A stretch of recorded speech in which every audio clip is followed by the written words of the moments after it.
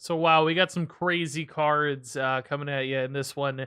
Some crazy mercenary legendaries, some weird stuff. Let's talk about it. Starting with Zyrella, new priest, mercenary legendary, 4 mana 4/4 battle cry. If you've restored health this turn, deal that much damage to all enemy minions. This card is so freaking cool. Crazy board clear for priest. You heal once with a renew, and this is already going to deal 3 damage to the board on a 4/4 body. And this is restored health. This isn't just to your hero, could be to minions as well, so a ton of flexibility. Just a hero power is like a consecration on a 4/4. That could be amazing. And then, of course, you can scale even higher. We've seen a handful of healing cards already for priest. Some 0 mana healing as well if you want to combo with this. Getting 3 to 5 plus damage out of Zyrella, I don't think is going to be especially difficult for priest to do, which is going to make this an incredible board swing card. You're just going to wipe out your opponent's entire board and leave behind a 4/4, which isn't too bad either. So, I mean, this just looks bonkers strong, really, really fun. Maybe actually too good. It might be frustrating to play against, in fact, because your opponent's gonna like heal a ton and then also wipe out your entire board. So yeah, that's gonna be absolutely terrifying.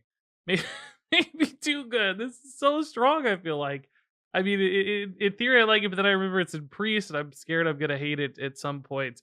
But I love the look of the character. She looks awesome, and this card feels like it's going to be a very important one moving forward in Hearthstone. So then we've also got Rokhara here, who has certainly been centerpiece for some of the Forged in the Barrens key art and stuff. So I was expecting crazy big things with Rokhara. I'm not sure she's quite as exciting as Zyrella. She's a 3 mana 2/3 for warrior with rush. And after friendly minion attacks and survives, you can give it +1/+1. So keep in mind that's a friendly minion. That means Rokhara does indeed buff herself if she survives. And this lines up pretty well with the keyword frenzy. If you have any like rush frenzy minions that are attacking, you're going to be able to proc their frenzy effect because they're surviving, and she could buff them on top of that as well. So theoretically, here a way to get a lot of stats running around on board with rush minions. Now that said, Rokhara here is a 2 mana or a 3 mana 2/3, which isn't the most exciting stat line. Clearly, you need to pay some stats for these crazy effects with rush and this other upside, but it's still going to make her kind of difficult to play in many cases. I think a single 3/2 means she's not going to attack and survive if you're trying to trade into a 3/2. So this is not necessarily a great on curve play. And then when you're kind of setting up for later, maybe you have 5, 6, 7 mana later in the game, you want to squeeze in a few cards alongside Rokhara.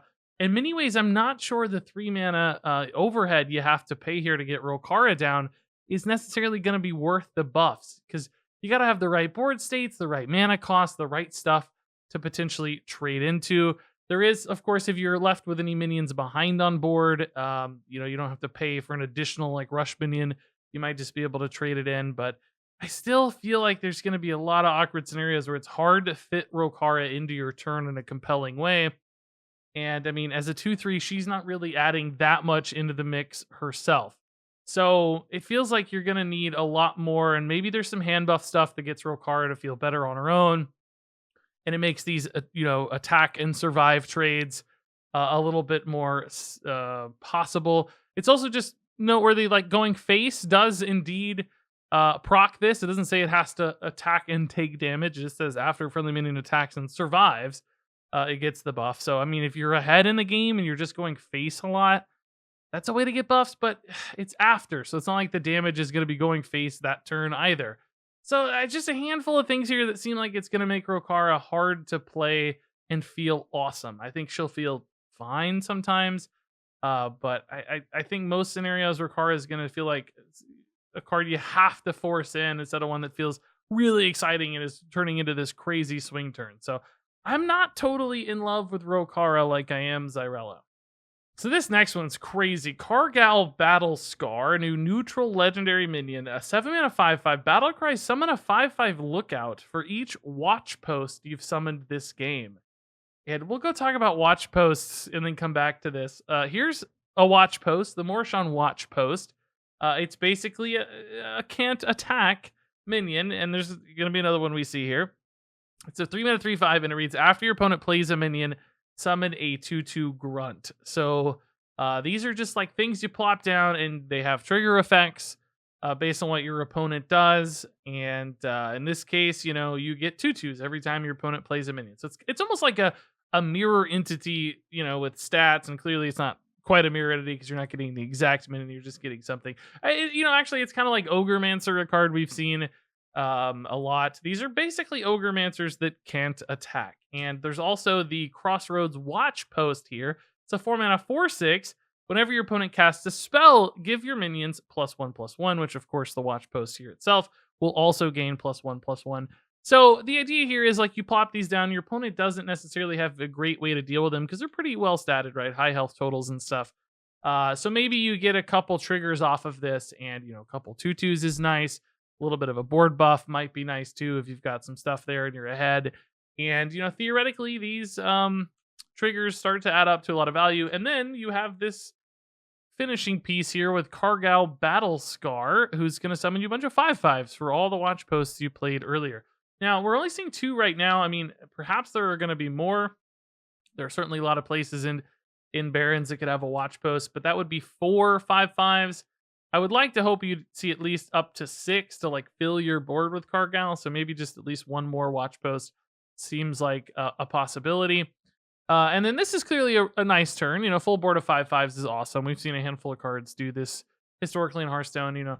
Not impossible to remove, but still, if you've managed to play a kind of tempo-y game plan, play down a lot of stats and minions, and create awkwardness for your opponent, this could definitely be a good follow-up. If they've already stretched a lot of their resources and removal thin, then Karagal might be able to stick, or at least some of these.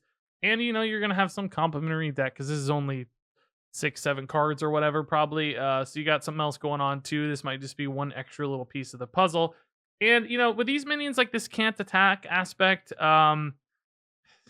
there's like Silence Priest and some other stuff that might technically be able to use these, but of course you don't really want to silence them because they have good stats. So all in all, this is kind of just, I don't know. Feels like a weird commitment. I don't totally love the watch posts. I think in many cases, the fact that it can't attack, like it's well, I don't know. It's frustrating, right? Because like if your opponent wants to even play a rush minion, they're going to give you a 2/2. But I still feel like it's just going to die a little too easily before it really pays off in value. I'd rather just have a big minion, I think, that I know is doing something and is working for a specific game plan. This one in particular, like the buff here may not matter if this is like the only minion on board or your opponent clears other stuff. It's often going to be hard to get a board state where this buff scales really, really well. It might hit the watch post a lot, but if it can't attack, who cares, right? It's just going to be a big body stuck there that keeps getting buffed over and over again while your opponent deals with other minions and cleans everything out. So I don't know. These don't seem like they're going to be compelling to me at all. And Karagal, he's a nice payoff, but is he a big enough payoff to really run these other cards in your deck and commit that big of a chunk and package in your deck to this whole little game plan? I doubt it. I just don't see it coming together. The can attack aspect is probably going to hurt these cards a lot. So even though Ogremancer's good and these have similar sorts of effects, I'm not totally convinced. All right, and then we got Death Speaker Blackthorne here for Demon Hunter. This is a big dude. 7 mana 3/6. Battlecry summon 3 Death Rattle minions that cost 5 or less from your deck. So we've seen some Death Rattle Demon Hunter stuff. We actually got one more card in this video also pushing that archetype, and this guy is a big payoff card for that deck, summoning you a nice board of stuff potentially. I mean, ideally you're gonna get 3 like 5-drops, I guess would be the best case scenario, which I don't think is likely because the Death Rattle stuff we're seeing is lower cost than that. So I think you're probably gonna get something that's an average of about 2 to 3 mana, maybe a little higher, but still it's 4 big minions, and that's a wide board. And if you've been playing from ahead and dictating a lot of pressure, it's another one of those cards that might be a check on your opponent's resources. They just don't have an answer. This sticks, and it kind of wins you the game, being the straw that broke the removals back, if you will. Now, there are some downsides and concerns here for Blackthorne. Namely, is like you could low roll and pull a bunch of low-cost Death Rattles if those are in your deck. Beyond that, you have to have Death Rattles actually in your deck. So if you've already drawn them all, you get him too late in the game, he's gonna whiff. That can be problematic as well. But it is sometimes nice to thin your deck as well. It's if you want to find spells or other resources, finishing pieces, damage, those sorts of things, pulling the death rattles out of your deck that might otherwise be kind of dead draws later in a game is nice. You're going to be isolating other cards instead, and maybe higher cost cards, since this is pulling low cost cards from your deck. So it's definitely intriguing. That said, I'm still not really seeing this Demon Hunter Death Rattle thing being an interesting package. I feel like it's probably going to gas out on resources, and the cards just aren't powerful enough that we've seen so far. And this one isn't like screaming crazy powerful at me either. It's just a big wide board builder pretty late in the game. But, even compared to like Sociologist Militia, right? A different card that relies on things in your deck. Those have rush. They're, you get 6 of them sometimes. Like, it's a great swing card. It's still a threat on its own as well.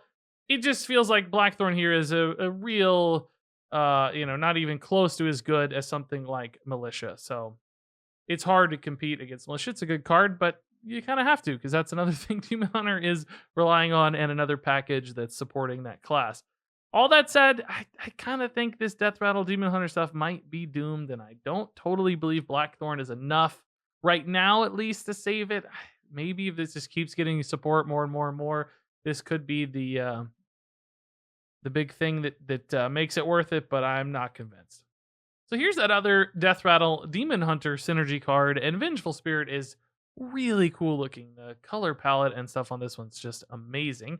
It's a 4-mana 4/4 with Outcast, draw 2 Death Rattle minions. So this is a great way to regain some of those resources to make sure that when you're doing things like that 3-drop Death Rattle that cheats stuff out of your deck, you're not running out of cards. And Vengeful Spirit achieves that rather nicely, but you do have to outcast it, which could be a problem if something like, the 7-drop, wherever it is, I can't find it in my sheet here.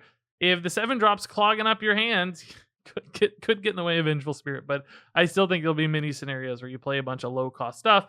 This filters its way over to the left side, and you get a nice card draw while still depositing a solidly statted minion. That said, this is very specific. It has to be outcasted to be good, and it has to be in a Death Rattle deck to make sense. But do keep in mind with a card like this one, you may not have to be in a Death Rattle deck. You might be in a deck that doesn't have any other Death Rattles except a couple that are like specific, maybe a crazy big taunt or some value card, something you just want to tutor out of your deck, and you don't really care about Death Rattles beyond that 1 or 2 cards. So keep an eye on this one for that, just being a Death Rattle tutor of some kind. It doesn't have to limit itself to a full Death Rattle package, in which case this card becomes much more intriguing, I think.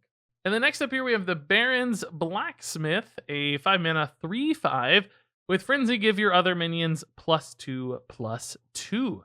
So, an interesting card here. If you can do something like give it Rush with an animated broomstick, help it take a trade to activate this Frenzy, you're going to get like a 3/3 broom. And if you had any other minions on board to play with your broom, it's just a nice big wide board buff that either helps you take trades or just develop a bunch of crazy stuff. And you're probably taking trades if you're playing broom. So giving these extra stats by attacking first with the Barrens Blacksmith could go a long way towards helping you take clean value trades that preserve and leave a board behind.